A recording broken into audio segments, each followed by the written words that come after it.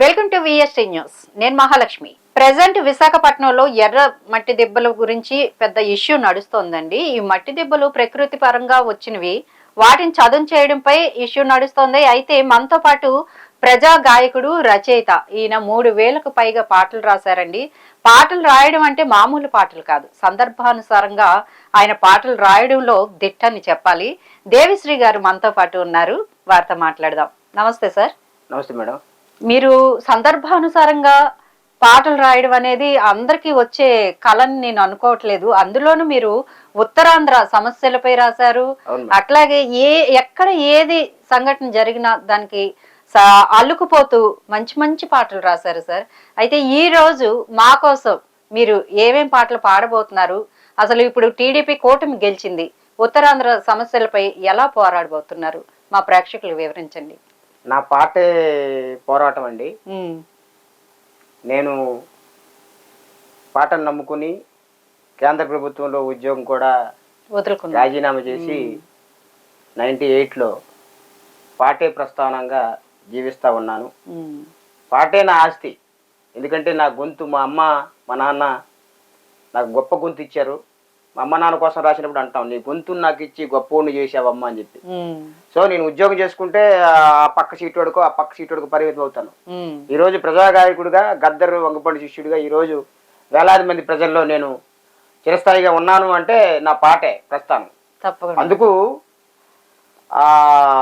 ఆయన అంటాడు సుద్దల అశోక్ తేజ, టప్ప టప్ప టప్ప టప్ప టప్ప టప్ప చెమట బొట్లు తాళాలై పడుతుంటే, కరిగి కండరాలు నరాలే స్వరాలు కడుతుంటే, పాట పనితో పాటే పుట్టింది, పని పాటతోటి జత కట్టింది. హే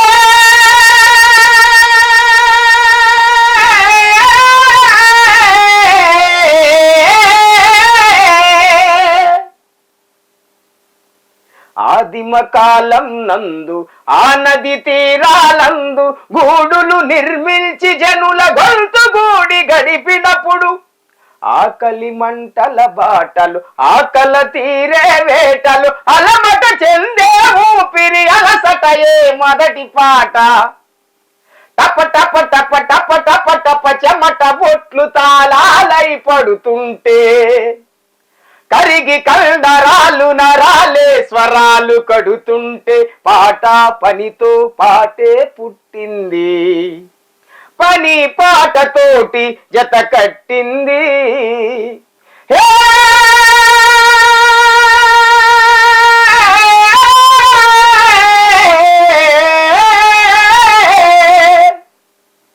ఆగడాల ఆగడియల దిన గండపు ఏలుబడిలు మెడల ఉంచి దొరమేన పదిలంగా మోయువేళ, పద పద పద బిర బిర బిర నడు నడు నడు పద పద పద పద పద పదమంటూ ఆ పాద మస్తకం శ్రమిస్తూ ఓను ఆయాసం అయినది రాజాన పదం. టప టప టప టప టప టప చెమట బొట్లు తాళాలై పడుతుంటే, కరిగి కండరాలు నరాలే స్వరాలు కడుతుంటే, పాట పనితో పాటే పుట్టింది, పని పాటతోటి జత కట్టింది. సువ్వి సువ్వి సువన్నాలారా ఆహా ఆహా ఆహా ఆహా, కరణమింట్లో పెండ్లి పని తలా ఇంట పంచుకొని, పల్లె ఆడవాళ్ళు ఒడ్లు దంపుళ్లకు దిగిపోతే, ఆహా ఆహా ఆహా ఊపిరి తిత్తుల ఒత్తిడి. సువ్వి సువ్వి సువన్నాలారా మా సువన్నాలారా, సువ్వి పాటగా మారి ఊవెత్తన లేచిన చట టప టప టప టప టప టప చెమట బొట్లు తాళాలై పడుతుంటే, కరిగి కండరాలు నరాలే స్వరాలు కడుతుంటే, పాట పనితో పాటే పుట్టింది, పని పాటతోటి జత కట్టింది. హే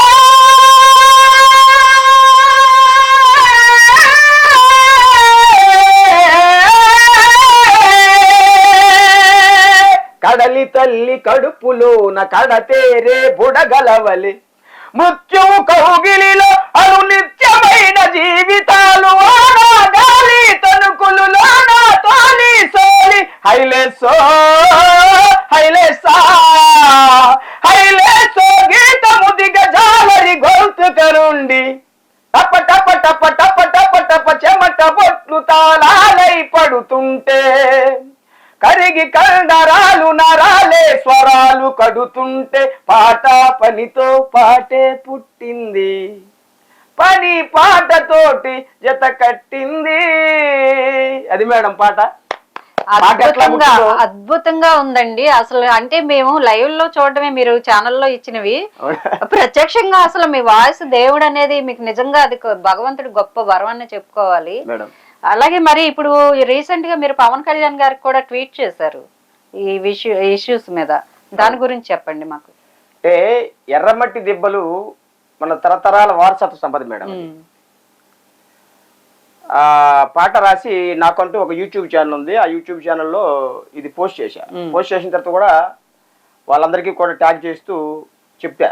ఎందుకంటే ప్రభుత్వంలో వాళ్ళు ఉన్నారు కాబట్టి ఖచ్చితంగా ఆ విధ్వంసం ఆపాలి, లేదంటే ఆ వారసత్వ సంపద కనుమరుగైపోతుంది. కాబట్టి నేను అందుకే రాశా, కనుమరుగవుతున్నాయి మన ఎర్రమట్టి దిబ్బలు, కనుమరుగవుతున్నాయి మన ఎర్రమట్టి దిబ్బలు, మన సంపదను కాపాడకపోతే వస్తాయెన్నో తిప్పలు. కనుమరుగవుతున్నాయి మన ఎర్రమట్టి దిబ్బలు, మన సంపదను కాపాడకపోతే వస్తాయెన్నో తిప్పలు.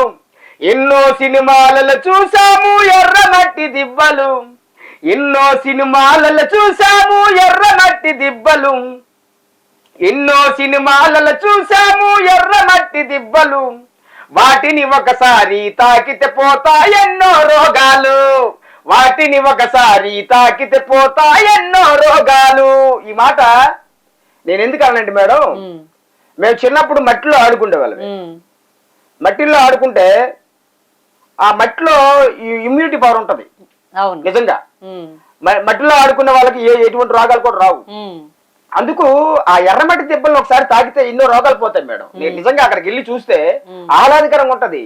ఒక జబ్బు వ్యక్తి అక్కడికి వెళ్ళి చూస్తే, ఒక పెద్ద జబ్బు వచ్చింది ఆయనకి, ఆయన వెళ్ళి అక్కడ 10 నిమిషాలు ఒక గంట అరగంట నిలబెడితే ఆయన జబ్బు మర్చిపోయి ఆ ఆనందంలో డోలికల్లో ఉంటాడు అనమాట. అందుకు నేను రాశా, ఎన్నో సినిమాలు చూసాము ఎర్రమట్టి దెబ్బలు సినిమాల్లో ఎక్కువగా, ఇప్పుడు కూడా ఎన్నో సినిమాలు, అది వారసత్వ సంపద ఖచ్చితంగా కాపాడుకోగలగాల. అందుకే ఎన్నో సినిమాలలో చూసాము ఎర్రమట్టి దిబ్బలు, వాటిని ఒకసారి తాకితే పోతాయెన్నో రోగాలు. అందుకు పర్యావరణం విధ్వంసం చేయడం అంటే మనం చెట్టు మీద కొమ్మ మీద ఉండి మన కొమ్మను మనం నరుక్కున్నాం అనమాట. మరి మీ ట్వీట్ కి పవన్ కళ్యాణ్ గారు రిప్లై ఇచ్చారా? ఖచ్చితంగా రిప్లై ఇవ్వడం కాదు, ఆపారు. ఇది ప్రభుత్వ అధికారులతో చెప్పించి ఆ విధ్వంసాన్ని ఆపించారు. ఆ విధ్వంసాన్ని ఆపించారు. ఎందుకంటే పర్యావరణం మీద ఎవరైనా మనిషి పెత్తన చేయకూడదు. పర్యావరణం మీద ఎవరైతే పెత్తన చేస్తాడో వాడు దోషం అవుతాడు. ఇప్పుడు ఉపద్రవాలు రాని కానీ, సునామీలు కానీ, ఉపద్రవాలు కానీ, తుఫాన్లు కానీ, ఇవన్నీ రావడానికి కారణం ఏంటంటే పూర్తిగా మడాడవులను పూర్తిగా నాశనం చేయడం. మడాడవులు పూర్తిగా నాశనం చేసి ఇక్కడ వైజాగ్లో మొక్కనైతే అవుతుంది కదా, పూర్తిగా మడాడవుల్ని కాపాడుకోగలగాలి. మడాడవులు కాపాడుకుంటేనే మన జీవన సంస్కృతి ఇంకా మెరుగుపడుద్ది. కాబట్టి పవన్ కళ్యాణ్ గారు పర్యాటక శాఖ, తర్వాత పంచాయతీరాజు, తర్వాత అడవి డిపార్ట్మెంట్ కూడా, దాన్ని ఏమంటారు ఫారెస్ట్ డిపార్ట్మెంట్ కూడా ఆయన తీసుకున్నారు. కాబట్టి ఖచ్చితంగా ఇటువంటి విధ్వంసాన్ని ఆపగలగాల. అప్పుడే మన జీవన వృత్తి ఇంకా మెరుగుపడుద్ది మేడం. అంటే మీరు ఏ వయసు నుంచి అండి పాటలు రాయడం స్టార్ట్ చేశారు? నేను 10th క్లాస్ నుంచే రాయడం ప్రారంభించాను మేడం. ఎందుకంటే మా ఊరు అంటే మా ఇంట్లో కూడా మా నాన్న ఇప్పటికీ కూడా రైతు సంఘం, వ్యవసాయ కార్మిక సంఘంలో పనిచేస్తారు. మధ్య దుర్గారావు నాయుడు అని, ఆయన పార్వతీపురం మన్యం చెప్పి, ఇప్పుడు పూర్వం ఉమ్మడి విజయనగరం జిల్లా, మీది ప్రాపర్ పార్వతీపురం. ఆ పార్వతీపురం మన్యం జిల్లాకి ఇప్పుడు రైతు సంఘంలో, వ్యవసాయ కార్మిక సంఘంలో పనిచేస్తారు. నాన్న ఫుల్ టైం కార్యకర్త, పార్టీ కార్యకర్త. సో ఎప్పుడు నాన్నకు ఫోన్ చేసినా, ఎప్పుడు పోలీస్ స్టేషన్ ఉన్నాను, లేకపోతే ఎంఆర్ ఆఫీస్లో ఉండి ఎండి ఆఫీస్లో ఉండని చెప్తాడు. సో అట్లా నాన్న నుంచి సంపద. ఎందుకంటే నాన్న ఊర్లో శివాలయాలు రామాలయాలు ఉండేటప్పుడు నాన్న ఆ గుడిలోకి వెళ్ళి పాటలు పాడేవాళ్ళు, బయట భజన. అమ్మ కూడా సింగరే. అమ్మ కూడా ఉడుపులు ఉడిచేటప్పుడు, గాబులు తీసేటప్పుడు వెళ్ళి అమ్మగా నిజంగా అమ్మ నువ్వు రావక్కర్లేదు, నువ్వు వెళ్ళి ఉడక్కర్లేదు, నువ్వు గట్టు మీద కూర్చుండి పాడపాడి చాలమ్మ మేము ఉడుస్తామని చెప్పి అంటే మా అమ్మకి ఇచ్చారు. అట్లా అమ్మ ద్వారా నాన్న ద్వారా నేను ఆ పాట నేర్చుకున్నాను మేడం. వాళ్ళ ద్వారా పాట నేర్చుకున్నాను. అందుకు ఫస్ట్ సినిమా పాటలు పాడేవాడిని, రాసేవాడిని. ఏ సినిమాల్లో రాశారు? సినిమాల్లో అంటే ఇప్పుడు నేను జయం పంచాయతీలో సినిమాలో రాజీవ్ కనకాల సుమ ఆవిడ యాక్ట్ చేసింది జయం పంచాయతీ. అందులో నేను నక్సలైట్ పాత్ర. అందులో యాక్టింగ్ కూడా యాక్టింగ్ పాట మన గురువు గారు రాసిన పాట పాడాను. తర్వాత ఇప్పుడు అదేది మన ఉక్కు సత్యాగ్రహం అని చెప్పి సత్యారెడ్డి గారు తీస్తున్నారు. ఆ ఉక్కు సత్యాగ్రహంలో 4 పాటలు రాశా. గద్దర్ కూడా అందులో యాక్ట్ చేశారు. అందులో కూడా నేను కూడా యాక్ట్ చేశాను. అంటే మీరు 10th తర్వాత ఆపేశారా చదువుని? డిగ్రీ అయింది. డిగ్రీ అయిపోయిందా? జాబ్ వచ్చింది మీకు? జాబ్ చేసి రిజైన్ చేసి ఇటువైపు వచ్చేసారు. ఇప్పుడు పూర్తిగా దీని మీదే డిపెండ్ అయ్యి ప్రజాగాయకుడిగానే ప్రస్థానం. నేను ఎక్కడికి వెళ్ళాలంటే మోటివేషన్ క్లాసులు చెప్పడానికి వెళ్తాను, లేదంటే నేను కార్యక్రమాలు స్వతంగా కార్యక్రమాలు మీరు రూపొందిస్తాను. అయితే మనం ఏదేమైనా జనముకు మేలు చేయాలి అంటే కాళోజీ నారాయణరావు గారు అంటారు, అవును 1000 ప్రసంగాల కంటే ఒక పాట శక్తివంతమైంది. చాలా మంది ప్రసంగాలు చెప్పిన తర్వాత ఈ చెవిని వెంటనే ఈ చెవిని విడిచిపెడతారు. పాట అట్లా కాదు, పాట పాడే గుండెల్లో ఉండిపోద్ది. చాలా అద్భుతంగా పాడాడు దేవిశ్రీ అంటారు. అట్లా ఉత్తరాంధ్ర ఇప్పటికీ వెనకబడి ఉండడానికి కారణాలు ఏంటి అనుకుంటున్నారు మీరు? అసలు ఉత్తరాంధ్ర అనేకమైన జీవనదులు ఉన్నాయి మేడం. ఉత్తరాంధ్ర ఎన్నో కావాల్సిన వనరులు ఉండి కూడా దాన్ని ఎందుకు డెవలప్ అనేది పాలకులు నిర్లక్ష్యం చేశారు మేడం. గత పాలకులు నిర్లక్ష్యం ఇది. ఉత్తరాంధ్ర ఉత్యాంధ్ర కాదు, నిజంగా అనేకమైనటువంటి జీవనదులు ఉన్నాయి. ఉత్తరాంధ్ర కథ చెప్పుతా మీరంతా ఇంతరా, ఉత్తరాంధ్ర బిడ్డలుగా కథను ఆలకించరా. ఈ పాట సినిమాలో పెట్టాం మేడం. ఏ సినిమా? ఉక్కు సత్యాగ్రహం సినిమాలో పెట్టాం. రిలీజ్ కాలేదు. ఈ పాట కూడా అందులో ఉంటది.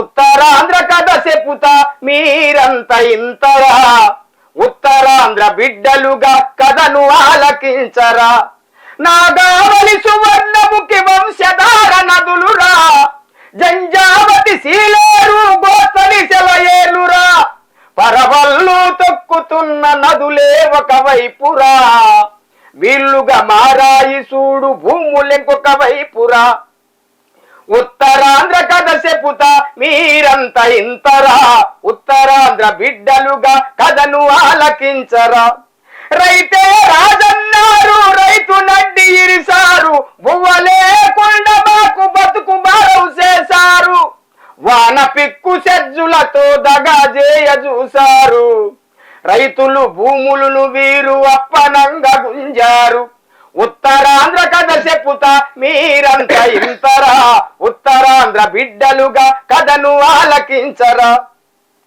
వెనక పడ్డ ఉత్తరాంధ్రని ముందుకు నడిపించరా, కరువు కోరల్ల ఉత్తరాంధ్ర సిక్కుకుందిరా, వెనక పడ్డ ఉత్తరాంధ్ర ముందు పడ్డదేమిరా. వెనక పడ్డ ఉత్తరాంధ్ర ముందు పడాలంటే ఏం చేయాలి? ఆనకట్లు చెక్కు డాములు కట్టి ఆ రైతులకి సంవత్సరానికి 2-3 పంటలు పండేటట్టు సస్యశ్యామలం చేస్తే ఈ రోజు తూర్పు గోదావరి జిల్లా, పశ్చిమ గోదావరి జిల్లాలు దిగుతుడు పక్కన అంతే నిజంగా. కానీ చేయరు. ఎందుకు చేయరు? నాగావళి, జంజావతి, వేగావతి, గోస్తని, సీలేరు ఇటువంటి నదులు మేడం మండు వేసవిలో కూడా అద్భుతంగా పారతాయి. ఈ పార నీళ్ళన్నీ కూడా సముద్రంలో పారాయడం తప్ప ఎక్కడ కట్టారు ప్రాజెక్టులు? దాన్ని ఉపయోగించుకున్న పరిస్థితి లేదు కదా. కాబట్టి నేను ఎందుకు ఆశ, వెనక పడ్డ ఉత్తరాంధ్రని ముందుకు నడిపించరా, కరువు కోరల్లో ఉత్తరాంధ్ర సిక్కుకుందిరా, ఆనకట్టు చెక్కుడాములు కడితే ముందుందిరా అని చెప్పి అంటాం. అట్లా ఉత్తరాంధ్ర ఏ రాజకీయ నాయకుడు వచ్చినా, ఎవరు వచ్చినా, ఏం చేసినా కూడా ఆ ఓట్లు అప్పుడు వస్తున్నారు, వెళ్తున్నారు, చేస్తున్నారు, మళ్ళీ మర్చిపోయి పరిస్థితుంది. కాబట్టి ఇటువంటి జీవనదుల మీద ఆనకట్లు కట్టి, చెక్ డ్యాములు కట్టి నీరు ఇవ్వగలిగితే ఈ రోజు ఉత్తరాంధ్ర జిల్లాలో ఇప్పుడు 6 జిల్లాలే. పూర్వం 3, విశాఖపట్నం, విజయనగరం, శ్రీకాకుళం, ఈ 3 జిల్లాలు ఇప్పుడు 6 అయ్యాయి. కాబట్టి 6 ఈ ఉత్తరాంధ్ర జిల్లాల్లో నిజంగా ఆ నీరు ఇవ్వగలిగితే ఖచ్చితంగా ఉత్తరాంధ్రే ముందు ఉంటుంది. నీటితో పాటు ఇంకా ఏ ఏ సమస్యలు మెయిన్ గా ఉన్నాయి అనుకుంటున్నారు? చాలా చాలా సమస్యలు ఉన్నాయి మేడం. నేను ఎందుకు రాస్తా, పేదవాడి బ్రతుకులతో ఆడుతోంది పాలన, ధరలు మీద ధరలు పెంచి దంచుతోంది పాలన. ఇలే కాదు, ఎవరొచ్చినా టీడీపీ రావచ్చు, లేకపోతే బీజేపీ రావచ్చు, ఎవరొచ్చినా నేను మాత్రం ప్రజల పక్షానే ఉంటాను, ప్రజల పక్షాన్ని పాటలు రాస్తాను. అందుకే పేదవాడి బ్రతుకులతో ఆడుతోంది పాలన. నాకు ఈ పార్టీలే వ్యతిరేకం కాదు మేడం. నాకు జనం సమస్యలు ఏవైతే అనుకుంటారో ఆ జనం సమస్యల మీద రాస్తా. కాబట్టి నేను ఏ పార్టీకి సభ్యుని కూడా కాదు, ఏ పార్టీలో సభ్యత్వం కూడా నాకు లేదు. నేను ప్రజా గాయకుడుగానే ఉంటాను, ప్రజల తరపునే పాటలు రాస్తాను. అందుకే నేను రాశా, పేదవాడి బ్రతుకులతో ఆడుతోంది పాలన, ధరలు మీద ధరలు పెంచి దంచుతోంది పాలన. నిన్న మొన్న ఊళ్ళకొస్తే దండలేసి మొక్కినాం, ఓట్లు వేసి గెలిపించి గద్దె మీద ఉల్చినాం. గద్దె మీదకెక్కినాక బుద్ధులన్నీ మారినా, గద్దలాగా మీద పడి ముద్ద గుంజుడేందన్నా. బియ్యమెల్లి ఉల్లిపాయ కొండబల్టే భయవురా. మీరు సమస్యలు అన్నారు కదా, నిన్న టమాటా 100 రూపాయలు. బియ్యమెల్లి ఉల్లిపాయ కొండబల్టే భయవురా, ఉప్పు పప్పు కూరగాయ ధరల వింటే మూర్చరా. దోపిడోళ్ళు కెరేటోళ్ళు కంచిలయ్యినారురా, కాకులను కొట్టి దొరలు గద్దలు మేపారురా. పేదవాడి బ్రతుకులతో ఆడుతోంది పాలన, ధరలు మీద ధరలు పెంచి దంచుతోంది పాలన. పాక ఉంటే పీకేసి ఇల్లు కడదామనుకుంటే సిమెంట్ స్టీలు ఇసుక ధరలు ఆకాశానికెక్కాయి. పేదవాడే కట్టే ఇల్లు మధ్యలోనే ఆగిన, సొంత ఇంటి కలలన్నీ పునాదిలోనే పూడ్చెరా. పేదవాడి బ్రతుకులతో ఆడుతోంది పాలన, ధరలు మీద ధరలు పెంచి దంచుతోంది పాలన. అందుకు ఈ సమస్యలన్నీ ఉన్నాయి మేడం. ఉత్తరాంధ్రలో చాలా సమస్యలు ఉన్నాయి. ఉద్యోగులు గానీ, లేకపోతే నిరుద్యోగ సమస్య చాలా ఎక్కువ ఉంది. కాబట్టి ఆ నిరుద్యోగుల మీద రాశాం, మహిళల మీద రాశాం, ఇష్యూస్ మీద రాస్తున్నాం, ప్రజా సమస్యల మీద రాస్తున్నాం. ఖచ్చితంగా మీరు ఏ పాట కోరినా కూడా పాడడానికి సిద్ధంగా ఉంటాయి. ఎందుకంటే అన్ని పాటలు మనకు ఉంటాయి. అవును, అంటే పాటలు రాయడానికి ఒక ప్లేస్ అంటే ఎంచుకుంటారా? పాటలు రాయడానికి మైండ్ పీస్ఫుల్ గా ఉండాలంటారు. మీరు ఎక్కడ ఎక్కువగా పాటలు రాస్తుంటారు? నేను మా ఇంట్లోనే రాస్తాను మేడం. ఇంట్లోనే. నాకు మా ఇల్లే ఒక పెద్ద లైబ్రరీ. నాకు మా ఇంట్లో 2 రూమ్లు ఉంటాయి. ఆ 2 రూముల్లో ఒకటి లైబ్రరీ నాది. నా పుస్తకాలు అన్ని ఉంటాయి, పుస్తకాలు ఎక్కువ చదువుతాను. ఒకవేళ నేను లోనికి వెళ్ళి తలుపు వేసుకుంటే ఎవరు కూడా నన్ను డిస్టర్బ్ చేయరు. కాబట్టి అట్లా రాయాలి చేయాలి అంటే ఇంట్లో నాకు పీస్ఫుల్ వాతావరణం ఉంది కాబట్టి ప్రాబ్లం లేదు. ఇంకా చేయాలి, బీచ్ రోడ్ లో కూర్చుంటా చక్కగా, ఆర్కే బీచ్ లో కూర్చుంటా, లేకపోతే మా తెన్నేటి పొరపు దగ్గరికి వెళ్ళి ఆ తెన్నేటి విశ్వనాథ్ గారికి వస్తాయి ప్రేరణే కదా వాళ్ళంతా. ఇప్పుడు వంగపండు ఏమంటాడు, వంగపండు ఉత్తరాది విశేషం మీద చాలా బాగా రాస్తాడు. రండి రోకులన్న సంగం బెడదాము, సంగతేదో చూద్దాము. రండి రోకులన్న సంగం బెడదాము, సంగతేదో చూద్దాము. రండి రోకులన్న నువ్వు మేడి పట్టకుండా అడు మేడగట్టలేదు. చూడండి, అద్భుతం అసలు. నువ్వు మేడి పట్టకుండా అడు మేడగట్టలేదు, నువ్వు తారు బొయ్యకుండా అడు కారు దెప్పలేడు. నువ్వు తారు బొయ్యకుండా అడు కారు దెప్పలేడు, నువ్వు తలుపు చెయ్యకుండా తాళాలు దెప్పలేడు, నువ్వు చెమట పట్టకుండా అడు సెంటు గొట్టలేడు. అంటే కష్టజీవుల ప్రస్థానం ఎట్లా రాస్తాడంటే అట్లా రాస్తాడు మా గురువు గారు. నిజంగా ఏం పిల్లడు వెళ్దాం వస్తావా అని, ఏం పిల్లడు వెళ్దాం వస్తావా అందులో కూడా అదే ఉంటది. సో వీళ్ళు నాకు ప్రేరణ. నేను చదువుకునే నేపథ్యంలో మా ఊరు పక్కనే ఉండేది మేడం, వంగపండు గారి పక్క బొండపల్లి. మాది పార్వతీపురం, ఇటు పక్క తూర్పుకు ఉంటది మాది, వాళ్ళది పడవకు ఉంటది, మాది పెద్దంపేట. సో ఆయన చూస్తూ నేర్చుకునే పరిస్థితి. కాబట్టి నేను ఎస్ఎఫ్ఐ ఉద్యమంలోకి వచ్చిన తర్వాత ఇంకా ఎక్కువ రాయటం, ఇంకా ఎక్కువ సాహిత్యం మీద దృష్టి పెట్టడం, అట్లా రాయడం జరిగింది. సో నా పాటలన్నీ కూడా ఇప్పుడు సుమారు 3000 పాటలు రాసా. 3000 పాటలు ఇంచుమించు ఒక 200 ఆ పాటలు బుక్లెట్ వేసాం. ఆ బుక్లెట్ మీకు తీసుకొద్దాం కానీ వర్షం పడుతుందని ఆగిపోయా, మీకు తర్వాత ఇస్తా. ఆ బుక్లెట్ కూడా యూనివర్సిటీలో దాని మీద పరిశోధనలు చేస్తుంటాం మేడం. నా సాహిత్యం మీద పరిశోధన చేస్తాను. అట్లాగే ఇప్పుడు మన ఏపీ రాష్ట్రం అంటే మెయిన్ గా రాజధాని లేని రాష్ట్రంగా ఇప్పటికి కూటమి వచ్చింది కానీ ఇంకా రాజధాని మనకి రాలేదు. ఈ రాజధాని లేని ఏపీగా మీరు ఒక పాట. ఖచ్చితంగా అనేక సందర్భంలో గత ప్రభుత్వం ఏంటంటే 3 రాజధానులు అన్నారు. దానికి నేను 3 రాజధానులకి అనుకూలంగా నేను పాట రాశాను. కావాలయ్యో 3 రాజధానులని. సో ఆ పాట పాడమంటారా లేకపోతే ఆ రాజధాని అమరావతి? అయితే మీరు అన్నారు కాబట్టి అసలు మనకి 3 రాజధానులు అవసరం అంటారా? 3 రాజధానులు అంటే మా ప్రాంతం అభివృద్ధి అవుతుంది కదా అనే ఉద్దేశం నాది. ఇప్పుడు తెలంగాణ ఉంది, తెలంగాణ ఒక హైదరాబాద్ డెవలప్ అయింది తప్పితే మిగతా డెవలప్ అవ్వలేదు. కాబట్టి నేనేం చేశాను, 10 ఏళ్ళు రాజధాని అన్నాడు అప్పుడు చంద్రబాబు నాయుడు ముఖ్యమంత్రి. 10 ఏళ్ళు రాజధాని అయినప్పుడు చంద్రబాబు నాయుడు ముఖ్యమంత్రి 10 ఏళ్ళు అక్కడ ఉండొచ్చు కదా, ఎందుకు మళ్ళీ వచ్చావు? వచ్చిన తర్వాత ఇక్కడ రాజధాని చేసావు. కాబట్టి నా ఉద్దేశం ఏంటంటే ఇప్పుడు అమరావతి రాజధాని చాలా మంది అంటారు అమరావతి మాకు భూములు ఉన్నాయి కదా ఇక్కడ. అవును, మా ఊర్లో మా భూములు ఉన్నాయి, మా విశాఖపట్నంలో భూములు ఉన్నాయి, విశాఖపట్నంలో ఆస్తులు ఉన్నాయి. విశాఖపట్నం అభివృద్ధి అవ్వద్దా అంటే విశాఖపట్నం ఆల్రెడీ అభివృద్ధి అయిపోయిందట వాళ్ళు అంటారు. విశాఖపట్నం ఆల్రెడీ సరే, విశాఖపట్నం ఆల్రెడీ అభివృద్ధి అయిపోయింది. పార్వతీపురం అభివృద్ధి చేయమను, లేకపోతే పాలకొండ అభివృద్ధి చేయమను, లేకపోతే సీతంపేట అభివృద్ధి చేయమను, లేకపోతే అరకు ఏదో పర్యాటక ప్రాంతం కంటే అరకు పక్కన పాడేటిని అభివృద్ధి చేయమనండి. సో నేనేంటంటే కావాలయ్యే 3 రాజధానులు అభివృద్ధి చెందాలి అన్ని ప్రాంతాలను పాట రాశాను. నేను రాజధాని అంటే రాజధానికి వ్యతిరేకం కాదు, అమరావతి నాకు కాదు, అమరావతి దూరం అవుతుంది నాకు. ఇప్పుడు విశాఖపట్నం రాజధాని అయితే నాకు ఇక్కడ పెట్టి తేల్చుకోవచ్చు కదా నా సమస్యలు ఏవైతే ఉన్నాయో. కాబట్టి నేను దానికి 3 రాజధానులకు అనుకోను. ఓకే, పాడండి అయితే. 3 కావాలయ్యో 3 రాజధానులు అభివృద్ధి చెందాలి అన్ని ప్రాంతాలు. కావాలయ్యో 3 రాజధానులు అభివృద్ధి చెందాలి అన్ని ప్రాంతాలు అని చెప్పి పూర్వం నేను అంటే ఒక 4 ఏళ్ల క్రితం రాసింది మేడం పాట.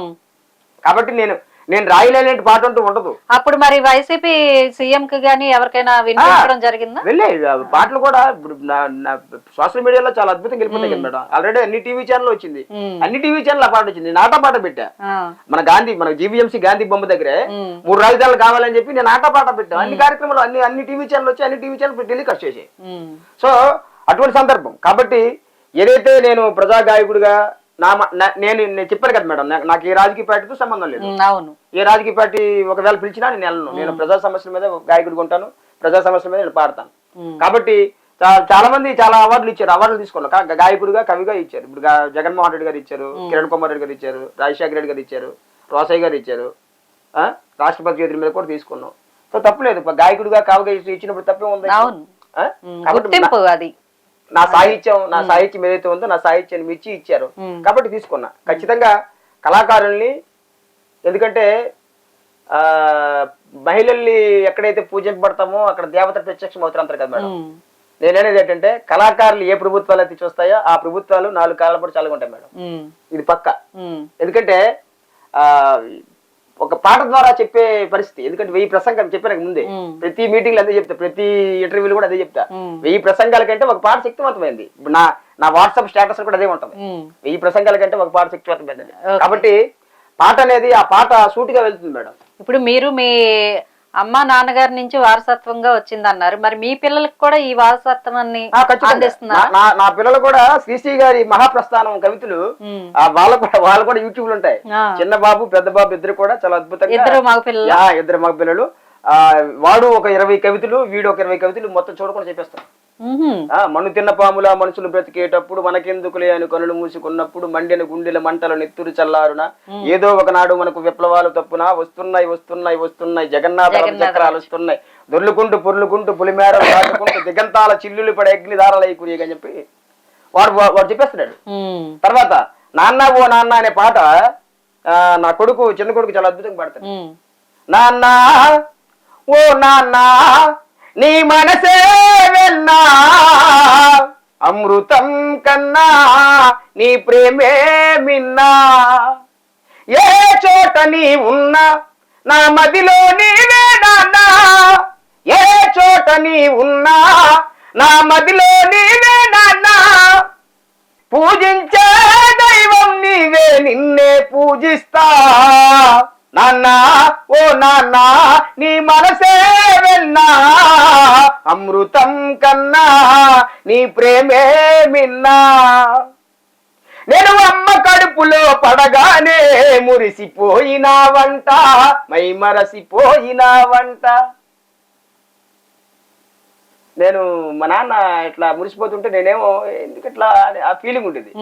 నాకు పెళ్ళయి నా కొడుకు పుట్టిన తర్వాత నాకు తెలియలేదు ఆ బాధ, అంటే ఆ సంతోషం. ఆ సంతోషం అద్భుతమైన సంతోషం. అయితే ఇప్పుడు మీరు మీ పాటలో అమృత గురించి వచ్చింది, తెలంగాణలో అమృత ఈ పాట ఇంకా పూర్తవలే, ఇంకా అవ్వలేదు. నాన్న పాట ఇంక ఉంది. పాడండి. నాన్న ఓ నాన్న నీ మనసే వెళ్ళా, అమృతం కన్నా నీ ప్రేమే మిన్నా, ఏ చోట నీ ఉన్నా నా మదిలో నీవే నాన్న, కనిపించే దైవం నీవే నిన్నే పూజిస్తా. నాన్న ఓ నాన్న నీ మనసే వెళ్ళా, అమృతం కన్నా నీ ప్రేమే మిన్నా. నేను అమ్మ కడుపులో పడగానే మురిసిపోయినావంట, మై మరసిపోయినావంట. ఏలు పట్టు నన్ను నడిపించి ఊరడించావు అంట, అమ్మకు సేవలు చేసావంట. అమ్మకు నీవై ఎన్నో అక్కడ సేవలు చేసావంట. నా రాకతో నువ్వు నాన్నై, నా రూపానికి చిరునామై, జన్మను ఇచ్చిన జన్మ ప్రదాత నీకు వందనాలు. ఐ లవ్ యూ నాన్న, I love you so much, I love you daddy, I love you so much. నాన్న ఓ నాన్న నీ మనసే వెన్నా, అమృతం కన్నా నీ ప్రేమే మిన్నా.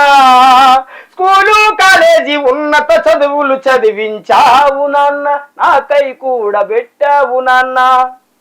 నా సౌఖ్యం కై నీ చెమట నెత్తురు దార పోసావు నాన్న, నా సౌఖ్యం కై నీ చెమట నెత్తురు దార పోసావు నాన్న.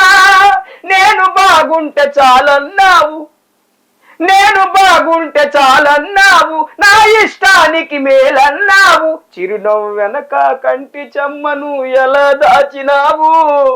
ఐ లవ్ యూ నాన్న, I love you so much, I love you daddy, I love you so much. చాలా బాగా, చాలా బాగా. అంటే ఈ పాట చాలా అద్భుతంగా పాడుతుంది నా కొడుకు, చిన్న కొడుకు. వాడు చిన్నప్పుడు వాడు ఎల్కేజీలో కూడా జాయిన్ అవ్వలే.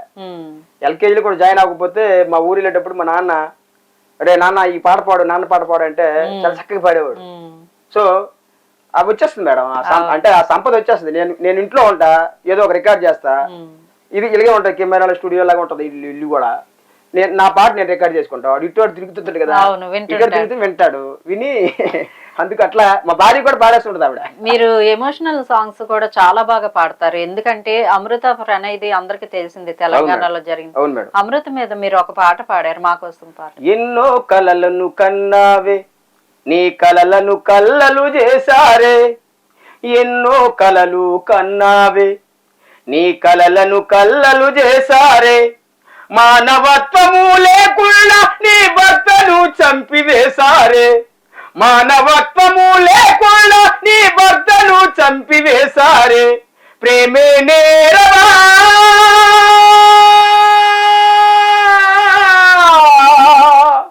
అమృత నువ్వు చేసింది పాపమా. ప్రేమే నేరమా, అమృత నువ్వు చేసింది పాపమా. ఎన్నో కలలు కన్నావే, నీ కలలను కల్లలు చేసారే. మానవత్వము లేకుండా నీ భర్తను చంపివేశారే, మానవత్వము లేకుండా నీ భర్తను చంపివేశారే. ప్రేమే నేరమా, అమృత నువ్వు చేసింది పాపమా. జన్మనిచ్చిన నీ తండ్రే కాలయముడు అయ్యాడే, జన్మనిచ్చిన నీ తండ్రే కాలయముడు అయ్యాడే. నీ పసుపు కుంకుమును తుడిసి విధముగా నిన్ను మార్చేశాడే. ప్రేమే నేరమా,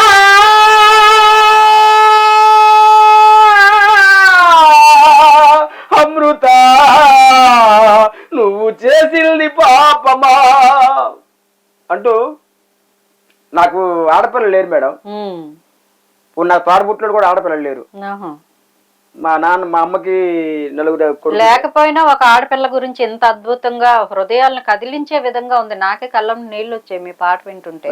అదే నాకేనా పుడతారనుకుంటే నాకు కూడా భగవంతుడు పుట్టలేకుండా 2 కొడుకులు పుట్టారు. అంటే ప్రతి ఆడపిల్లను చూసినా నా ఆడపిల్లగా భావిస్తాను. ఎందుకంటే నేను 10th క్లాస్లోనే ఇంటర్మీడియట్ లో రాసుకున్న పాట. ఇదే ఇదే ఇదే నా మన సంస్కృతి, సాకలి మాటలు నమ్మే నిందలు వేసే గతి, అలనాడు సీతమ్మకు జరిగింది ఈ గతి, అలనాడు సీతమ్మకు జరిగింది ఈ గతి, ఈనాడు ఎందరో సీతమ్మల దుస్థితి, ఇదే ఇదే ఇదే నా మన సంస్కృతి. ఆడపిల్ల పుడితే చాలు గుండెలపై కుంపటని, పురిటిలోని వడ్ల గింజలెన్నో వేస్తారని, అనాదిగా శవాలులై మారుతున్న బలలు, కలికాలం మాయలు చిక్కిన శ్రీమూర్తులు, ఇదే ఇదే ఇదే నా మన సంస్కృతి. ఆనాడు గాంధీ అది అట్లా మీకు టోటల్ గా ఇష్యూస్ మీద పాట రాయమంటే పాడమంటే అట్లా అలా వెళ్తూ ఉంటాయి మేడం. ఇవన్నీ ప్రజల కోసం, సమస్యల కోసం మీరు పాడారు. ఎప్పుడైనా ఏ పార్టీ వాళ్ళైనా మిమ్మల్ని పిలిచి పార్టీ కోసం పాట రాసిన సందర్భాలు ఉన్నాయా? పార్టీ కోసం రాశాను మేడం. ఏ పార్టీ? రాజశేఖర రెడ్డి గారి కోసం రాశాను, జగన్మోహన్ రెడ్డి గారి కోసం రాశాను, అట్లాగే మా గద్దర్ కోసం రాశా, మా వంగపండు కోసం రాశా. ఎందుకంటే ఇప్పుడు ప్రజా గాయకుడి గారే ఉంటూనే నాకు వాళ్ళు నచ్చారు. ఎందుకంటే మొట్టమొదట నాకు రాజశేఖర రెడ్డి ఎందుకు నచ్చాడంటే, నాకు మొట్టమొదట 2004లో ఏమి తెలియదు నాకు. 2004లో ఒక రవీంద్ర భారతిలో నాకు ఘన సన్మానం చేసి ₹1,00,000 ఆ రోజు నగదు బహుమతి ఇచ్చాడు ఆయన. ఆ రోజుల్లోనే 1,00,000 అంటే చాలా పెద్ద అమౌంట్. కాబట్టి నేను రాజశేఖర రెడ్డిని వర్ణిస్తూ చనిపోయినప్పుడు రాశా. చనిపోయినప్పుడు రాశారు? రాజశేఖర రెడ్డి గారు చనిపోయినప్పుడు రాశాను. ఏం పాట అండి? కళ్ళల్లో కన్నీరు కడసారి వీడ్కోలు జరిగే నమ్మదారుణం, మింగుడు పడుతుందా చేదు నిజం. కళ్ళల్లో కన్నీరు కడసారి వీడ్కోలు జరిగే నమ్మదారుణం, మింగుడు పడుతుందా చేదు నిజం. కష్టజీవుల వంటి చెమట నెత్తి కరుణ జాలే గుండె కాదా నీవు, ఊరిడిసిపోతున్న వలస బతుకుల నోట ఉపాధి మెదికైనావు. కరుణకు నేను వ్యక్తి రూపమే నీవు, పేదోళ్ళు మదిలోన దేవుడైనావు. మంచాన పడి ఉన్న రోగాల పాలిట ఆరోగ్య శ్రీమయ్య నీవు. 108 వై పరిగెత్తినావు, ప్రాణాలు పదిలంగా కాపాడినావు. కళ్ళల్లో కన్నీరు కడసారి వీడ్కోలు జరిగే నమ్మదారుణం, మింగుడు పడుతుందా చేదు నిజం. ఉరికి సిద్ధమైన రైతన్న మోమున హరిత వర్ణమయ్య నీవు, 6 పదుల అవ్వ దోసిట్ల పెన్షన్ల పావురమై ఒదిగినావు. అయ్యో రాజీవు గృహకల్ప నీడయ్య నీవు, పశుకాంతి పథకమై తోడయ్యినావు. పడవల్ల తొక్కే నది కండగా నిలిచి పల్లె గొంతులు తడిపినావా. అపర భగీరథుడు వయ్య నీవు, అన్నదాత వెన్ను వయ్యినావు. అపర భగీరథుడు వయ్య నీవు, అన్నదాతకు వెన్ను వయ్యావు. కళ్ళల్లో కన్నీరు కడసారి వీడ్కోలు జరిగే నమ్మదారుణం, మింగుడు పడుతుందా చేదు నిజం అంటూ రాశా. పవన్ కళ్యాణ్ కోసం అయితే చాలా పాటలు రాశా. ఒకటి మా కోసం, పవన్ కళ్యాణ్ గారి కోసం జయ జయ హో జనసేన, కదులుతుంది సూడు జగానా. జయ హో జనసేన, కదులుతుంది సూడు జగానా. పోరాటం నిన్ను చూసి పుట్టిందేమో. ఎందుకంటే పవన్ కళ్యాణ్ గారికి నాకు ఒక లక్షణం ఉంది మేడం, ఎవరేమన్నా భరించే ఇది ఉంటది. తర్వాత ఏం చేయాలనుకుంటున్నా అట్లా చేస్తాను. అట్లాగే పవన్ కళ్యాణ్ గారు కూడా, ఎందుకంటే నిజంగా త్యాగం చేసినట్టు ఆయన. సినిమాలు తీసుకుంటే 100 కోట్లు సంపాదిస్తాడు, చేస్తాడు. కానీ రాజకీయాల్లోకి వచ్చి అనేక మంది చిన్నడు కూడా ప్రశ్నించవచ్చు. కాబట్టి అట్లా కొన్ని మాటలు పడ్డాడు, ఇబ్బందులు పడ్డాడు, చేశాడు, 2 సార్లు ఓడిపోయాడు, మళ్ళీ ఇప్పుడు అధికారంలోకి వచ్చాడు. ఇప్పుడంతా centre of attraction Pawan Kalyan గారే. ఇప్పుడు నేను చంద్రబాబు నాయుడు గారిని నమ్మను నేను. ఎందుకంటే నమ్మను నేను, ఎందుకంటే ఆయన నాకు తెలుసు, ఆయన ఇంచుమించు నా మీద చాలా కేసులు పెట్టేటప్పుడు 275 కేసులు నా మీద. అంటే ఎట్లా, ఏ విధంగా కేసులు? ప్రచారం కోసం అబద్ధాలు రాయడా చంద్రబాబు నాయుడు పాట రాసినందుకు. ఉత్తరాంధ్ర రగులుతుంది అగ్గి పర్వతం అలా హుదూద్ వచ్చినప్పుడు నువ్వెంత తిన్నావురా బాబు అని చెప్పేసి ఇక్కడ స్థానిక నాయకులు ప్రశ్న ఇచ్చి పాట పాడాను. ఏముంది కేసులు సరామామూలు చంపిరు కదా, పీక తీసిరు కదా. పవన్ కళ్యాణ్ గారిని అయితే నమ్ముతున్నారు. పవన్ కళ్యాణ్ గారిని నమ్ముతాను, ఎందుకంటే ఆయన దృఢ సంకల్పం ఆయనకి, ఎందుకంటే ఆయన భక్తుడు నిజంగా. వారాహి మీద కూడా నేను రాశా. వారాహి ఇప్పుడు శ్రీశ్రీని ప్రార్థిస్తూ, శ్రీశ్రీ కవితని ప్రార్థిస్తూ రాసిన పాట అది వారాహి. అట్లాగే ఎందుకంటే ఆయన ఖచ్చితంగా చేయగలుగుతాడు. సో ఈ వ్యవస్థ, ఈ కుళ్ళిపోయిన వ్యవస్థని సమూలంగా మార్చడానికి వచ్చాడు కాబట్టి మన వంతు సహాయం కూడా ఆయన చేయాలి. ఎందుకంటే సామాన్యులు కూడా కలుస్తున్నాడు కాబట్టి చేస్తారు. కాబట్టి నాకు పవన్ కళ్యాణ్ గారి మీద నాకు మంచి అభిప్రాయం అయితే ఉంది, కానీ చంద్రబాబు నాయుడు గారి, లోకేష్ గారు లేదు.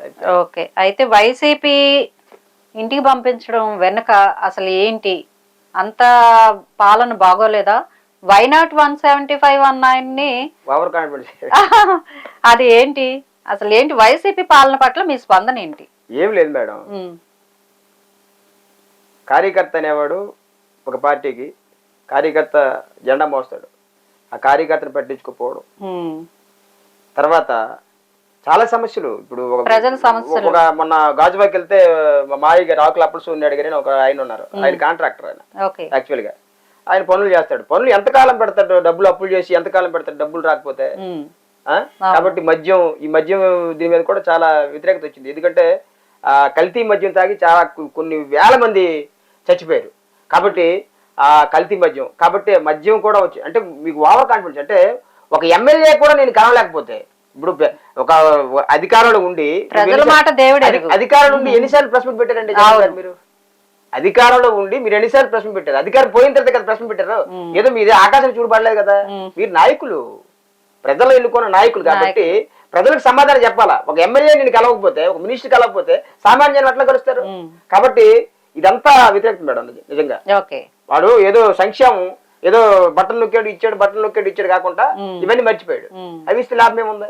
కాబట్టి ఒకసారిగా పవన్ కళ్యాణ్ ఎప్పుడైతే తర్వాత పవన్ కళ్యాణ్ దూషించడం, మీకు ఏ రోజైనా చంద్రబాబు నాయుడు నేను మాట్లాడా, తెలుగుదేశం ఏమైనా మాట్లాడారా?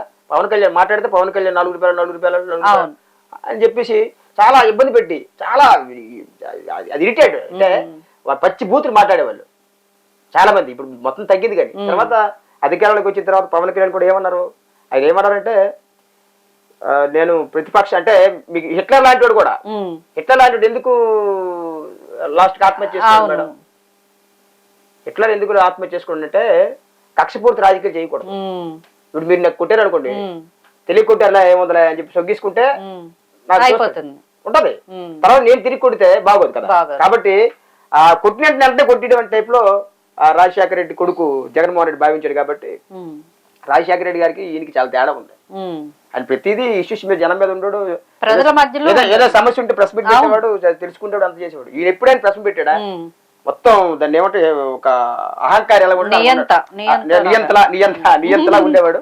కాబట్టి ఇప్పుడు తెలుసుకున్నాడు. కాబట్టి జనంతో ఎప్పుడైతే మంచిగా ఉంటామో, మన సమస్యలు ఏవైతే ఏ పార్టీ అయినా లేదు మేడం. ఇప్పుడు జనమైన వాళ్ళు తుది నిర్మాతలు, తుది తీర్పు నిర్మాతలు అంతే, ఏదైనా చేస్తారు. కాబట్టి అటువంటి నాయకుల్ని మళ్ళీ అంటే తెలుసుకోవాలా. యాక్చువల్లీ నేను జన నాయకుడిని కాబట్టి జనం సమస్య మీద ఉండాలా, జనంకి ఏ సమస్య వచ్చి చూడాలా. నీకు ఎంపీ మినిస్టరే కలవలేకపోతే నువ్వు సామాన్య జనం ఎటు కలుస్తావు? కాబట్టి అది కూడా ఈ తప్పుల్లో ఆ తప్పు కలిసింది. కాబట్టి ఆయన ఇంటికి వెళ్ళాడు, మళ్ళీ వస్తాడేం చూద్దాం. సో అదండి ఇవాళ.